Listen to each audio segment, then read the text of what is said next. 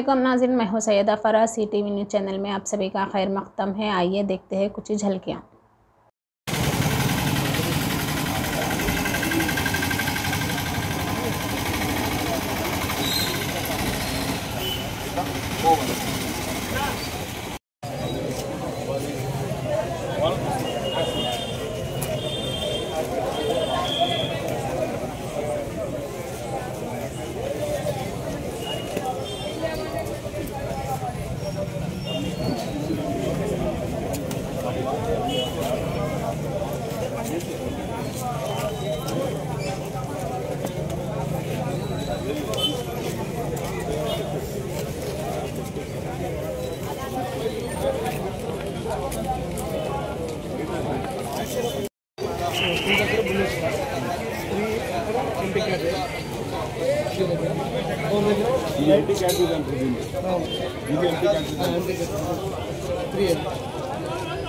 Body की left side low right side of anti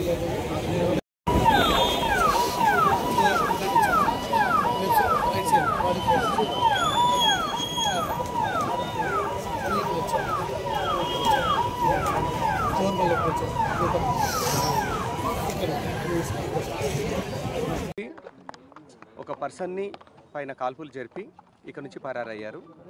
ఆ person కేతాబాద్ Chandu Naik అని 47 ఏళ్ల వయసున్న వ్యక్తి. ఇతను సిపిఐ స్టేట్ కౌన్సిల్ మెంబరు.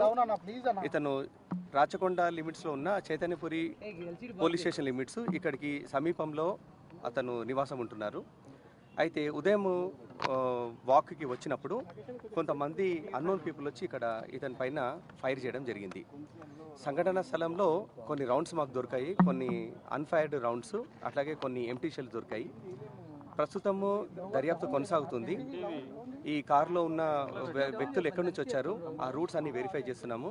ఈ ప్రాంతంలో సీసీటీవీ కెమెరాలు వెరిఫై చేసి అనుమానితులు ఎవరని చెప్పి వాళ్ళను వెరిఫై చేసే దర్యాప్తు కొనసాగుతుంది. ఇందులో ఇక్కడ దొరికిన రౌండ్స్ ప్రకారం ఒకటే తుపాకీ వాడినట్టు తెలుస్తుంది. ఇంకొంచెం వెరిఫికేషన్లో మా దర్యాప్తులో ఇంకొంచెం మాకు టోటల్ 5 రౌండ్స్ దొరికాయి. అందులో 3 ఫైర్డ్ రౌండ్స్ ఎంటీ షెల్స్, మిగిలిన 2 రౌండ్స్ అన్ఫైర్డ్ రౌండ్స్ అక్కడ సంఘటన స్థలంలో దొరికాయి.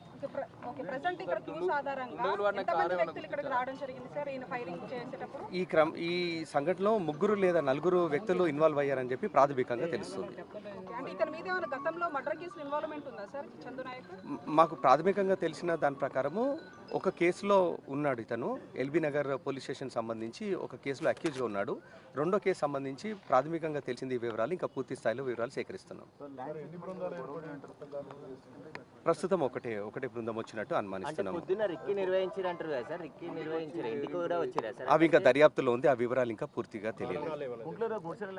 లేదు, వాళ్ళకు గతంలో రైవల్రీ ఉన్నట్టుగా అనుమానిస్తున్నాం. పాత కక్షల నేపథ్యంలో జరిగిన మర్డర్ గా భావిస్తున్నాం. దాదాపు 10 టీంలు అక్యూజ్డ్ కోసము ఈ కార్ ఎక్కడి నుంచి వచ్చింది, అట్లాగే ఈ పర్సన్ యొక్క బ్యాక్గ్రౌండ్, అనుమానితులను వెరిఫై చేయడానికి 10 దర్యాప్తు బృందాలు ఇందులోకి వచ్చాయి. ఇప్పుడే క్లూస్ టీం వచ్చి వివరాలు సేకరించడంతో పాటు డాగ్ స్క్వాడ్ కూడా వచ్చి కొంచెం ప్రిలిమినరీ ఇన్ఫర్మేషన్ సేకరించడం జరిగింది. ఉన్నది, ఇంకా కొంచెం డీటెయిల్స్ వెరిఫై చేస్తున్నాం. లేదు, ఎటువంటి కంప్లైంట్ మాకు చేయలేదు. అది కూడా గతంలో అతని బ్యాక్గ్రౌండ్ కూడా వెరిఫై చేయడం జరుగుతుంది. 2022లో జరిగిన నమోదైన కేసు అది. దాని వివరాలు కూడా సేకరిస్తున్నాం. ఇది మర్డర్ కేసు. ఇందులో అక్యూజ్గా ఉన్నాడు, డిసీజ్డ్ ఇందులో అక్యూజ్గా ఉన్నాడు. ఆ డీటెయిల్స్ ఇంకా వెరిఫై చేస్తున్నాం. ఇంకా దర్యాప్తు కొనసాగుతుంది. వాటి వివరాలు సేకరిస్తున్నాం.